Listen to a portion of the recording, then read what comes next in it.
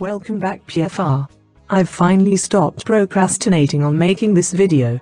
Story 4 was just so long and complicated it took some time to write the script for it. So a lot of stuff was cut from the original story to shorten the length. Disclaimer: if you are new you will have no idea what this video is about. Without further ado, Real Voice, take it away. Story 4. PFR The Dimensional Crisis. After a few days back home, Cruz had two plans he needed to get done: finding Isia and stopping Mia from destroying the region. Diego tells Cruz that Isia is probably traveling to the other dimensions to take the PFR shields. After booting up the supercomputer, Diego discovers there are 3 other dimensions that contain PFR inhabitants. However, to reach those dimensions, the portal needed to be supercharged by energizers. After collecting hundreds of energizers, the PFR had just enough to get the portal running. On the same day, Cruz gathered the members saying Nino has been captured in his sleep. The kidnappers left a message saying that they want the energizers back. They wanted them sent by an average citizen, not by any of the elementals, just in case they tried to do something funny. The team had no idea who was capable of stealing Nino, and knew they must have been a threat. The team came up with an idea to send Bang in while he possessed the body of someone. Bang possesses someone's body involuntarily and enters the hideout in Sky City, holding the bag of energizers. Bang then finds 3 oddly shaped people that check the bag and find out that it was legit. Once they find out it's real, the woman pops out saying that they will release Nino. Nino appears in a tube that was covered in sleep gas and they let him out. Suddenly, the body that Bang took over starts to wake up and forces Bang's spirit out of his body, and then he runs away in fear. The 3 oddly shaped people turn out to be hedgehogs and they surrounded Bang. Bang laughed as he knew how weak they were. And KO and Promises drop from the ceiling, stopping Bang from possibly killing them. Promises picks up Nino, a sleeping body, and tells Bang to get him out of the area. The 3 hedgehogs get ready to fight as a green hair girl walks out saying these hedgehogs are her brothers and they are quadruplets, and her name is Trixie. KO and Promises battle the 4 creatures and the girl, and Promises uses a simple wind to sweep Trixie into the wall and stuns her. KO then freezes the ground and freezes the fast moving hedgehogs and then tag teams and blast all 4 of them across the room. Once the quadruplets fail, a woman appears out of the shadows saying, "After all I've done for you and you still failed." The woman's voice was Mia, and she quickly fled the area. Promises warns Cruz of Mia's location, and he quickly chases after her. Cruz hunts her down all the way to the land of promises and surrounds her in electricity. Cruz makes her talk, asking why were you going to create Gargola? Mia admits that she was going to create a demon that would deal with the PFR. She once trusted them, but now she only sees them as children with too much power. The civil wars, the constant attacks on the region, all of them were caused by them, and it was time that they were dealt with. Cruz then explains that he came from a time where Gargola was created to help destroy the world that they live in. Cruz calls the cops to arrest Mia, but she says she can't be arrested for a crime she never committed. Cruz laughs as he can't prove that, but he can prove that she kidnapped and tortured Nino. In the same moment, Nino pops up and presses Mia against the wall with a gun to her head, but Cruz stops him. Mia is then arrested and the team focuses on finding Isia in the other dimension. A few days after Mia's arrest, the team humbles themselves as they charge the portal, and they get ready to set off on their next adventure. Once Diego charges the machine, a light shines and the PFR members go to the realm between. Once the team step forward, they notice 3 open portals of different colors. While exploring the view of different dimensions, Isia appears. Isia laughs, "This is my least favorite heroes. You're smart trying to figure out what I was planning to do next, taking the shields from the other dimensions." Cruz replies saying, "Why do you think the PFR will give you the shield so easily?" Isia says minds can be easily be deceived, and Isia dashes into a green portal and the PFR gets chased. This dimension is known as the Strike Dimension. Once the PFR search the area, they find other PFR members and they talk briefly, and find out that Isia has told them that there is a group of frauds that will be arriving to defeat them. The Strike members act aggressively and fight the original members.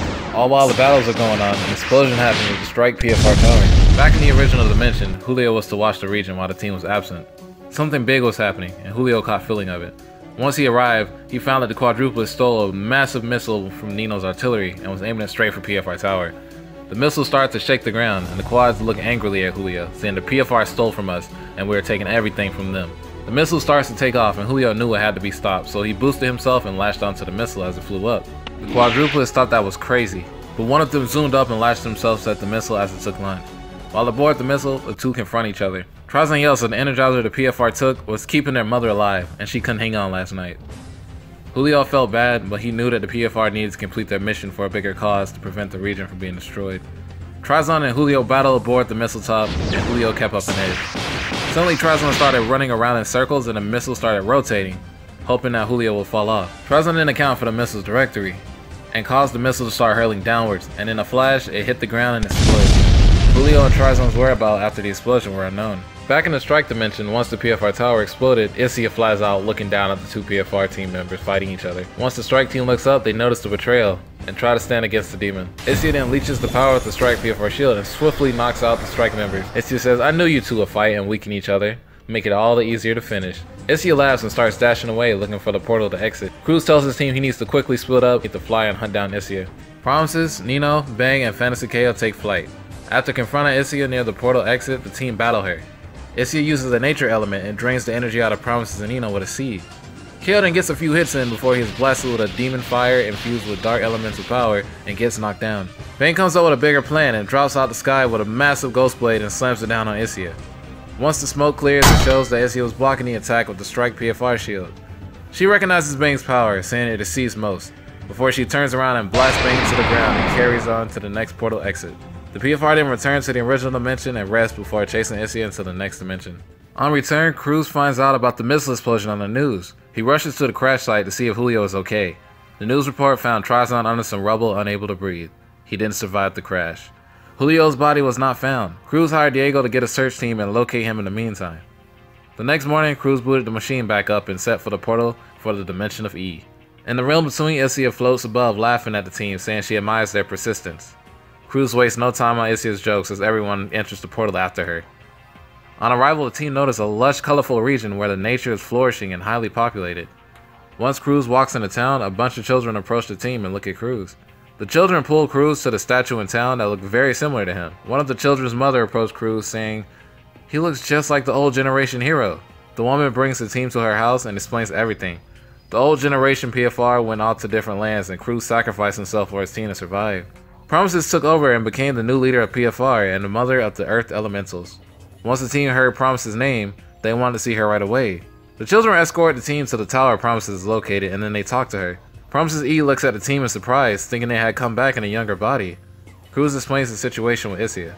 Promises E smiles, saying it isn't possible for Issia to take their shield because it is infused within her.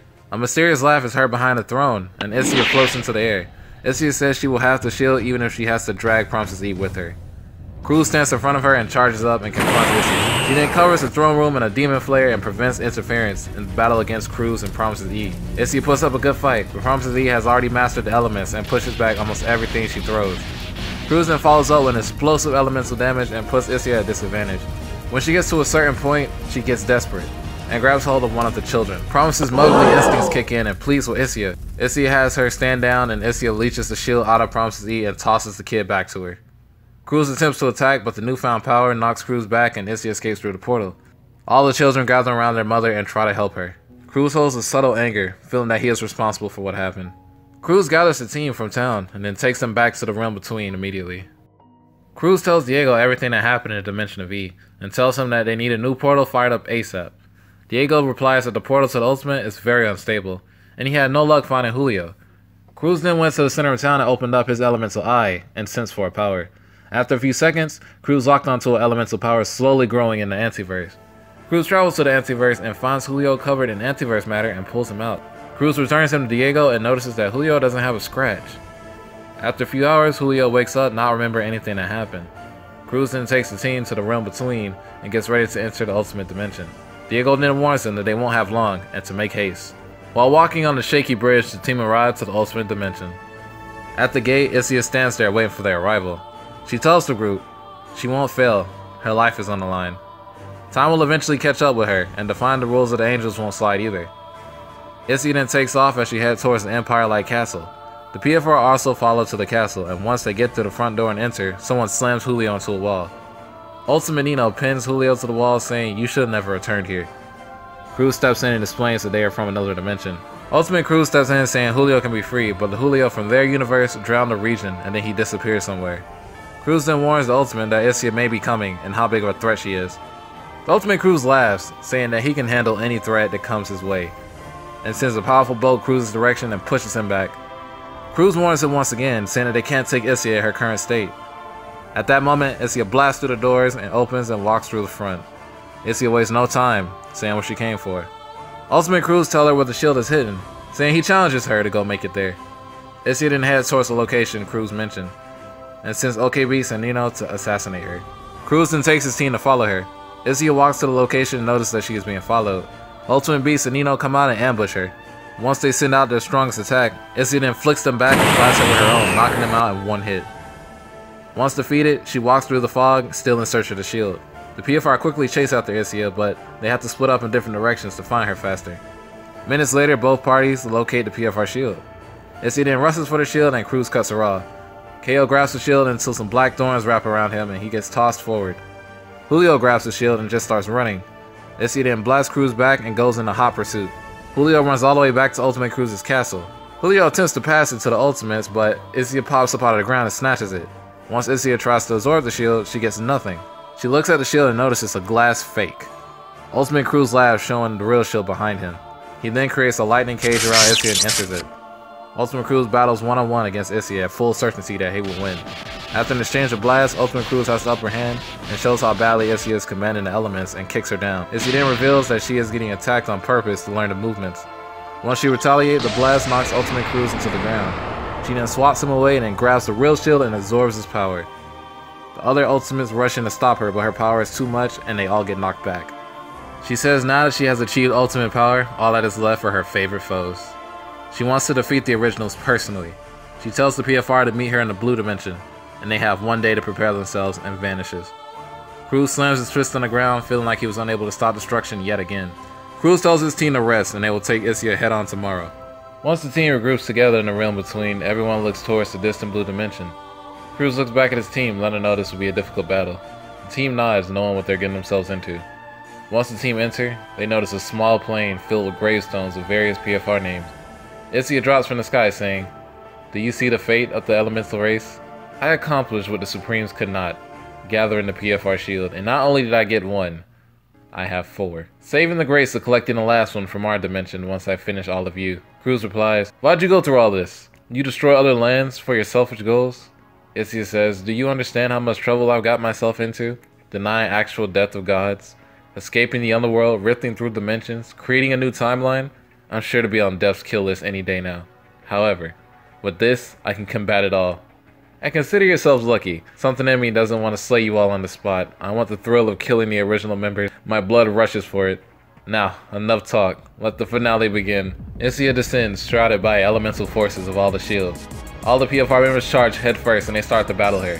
During the massive clash, the PFR were clustered fighting at one time, knocking into each other and accidentally blasting one another, leaving themselves open for attacks. OK Beast chains everyone and separates them as he noticed the flaw first. He decides to battle Isia one-on-one. Beast initiates by tying chains around her arms and legs and attacks with 3 hits. Isia laughs and Ghost fades out the attack and elbow Beast in the stomach and then grabs his chain and drags Beast around the field. And then Swan foot dives into Beast's chest and follows up with multiple stomps, creating rocky craters in the ground and knocks out Beats. The team flinches from what they had seen and quickly took action. KO and Jalen rush in with ice and fire and attack her from both sides. The clash works for a second, but Isia kicks Jalen and leashes his fire and blasts KO face first. Prince and Promises rush in next, both landing strikes until Isia turns into ice and freezes both Prince and Promises in place. About to charge the next attack. Bane then punches Prince out the ice and slides Promises out the way before slamming Isia blast out her hand. Isia then turns into a ghost and then floats upward, and Bane does the same and follows. The two clash in the air. While the battle rages, Cruz tries to shock Beats back into consciousness. After a while, Bane knocks Isia out the air and onto the ground.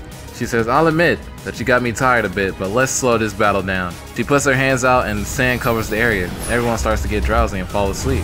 While everyone is slowed, she spins metal blades around the area, slicing everybody up and weakening them. Cruz discharges a lot of his electricity to wake up his team so they can properly react. Promises creates a veil around the team once she awakens and halts the attacks. Cruz then notices that they are at a huge disadvantage and requests that Promises do him a favor. Cruz asks to grant the entire team the power of fusion and do her best to channel the source of power.